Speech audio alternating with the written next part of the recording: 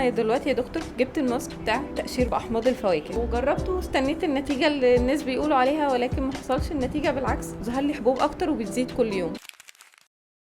مقشرات احماض الفواكه دي مقشرات كيميائيه وفيها مواد بتركيزات عاليه، ما ينفعش ابدا ان انا اجيبها مع نفسي في البيت واستخدمها، يعني دي حاجه مش مظبوطه خالص من اولها لاخرها. احنا اصلا لما بنيجي نستخدم المقشرات اللي من النوعيه دي بنختار لكل حاله نوع خاص بيها، بنختار تركيزات مناسبه حسب المشكله اللي انا بعالجها، حسب نوع البشره، حسب انا بشتغل الجلسه دي فين بالظبط في الجسم، وفي الصيف ولا في الشتاء. كل دي حاجات انا بتفرق معايا جدا. لما بعمل جلسه زي دي انت بتبقي قدامي وانا متابعاكي دقيقه بدقيقه لحد ما تمشي من عندي وانا مطمنه عليكي خالص. فدي حاجه غلط جدا ان انا اجيبها مع نفسي في البيت. زي ما وضحت لك هي ليها كميه احتياطات كتيره قوي، المفروض اللي بيعملها لك هو بس الدكتور لو هي اصلا مناسبه لحالتك. خلي بالك في حالات كمان كتيره ما تبقاش مناسبه ليها اصلا، فمش صح ان احنا نستخدمها.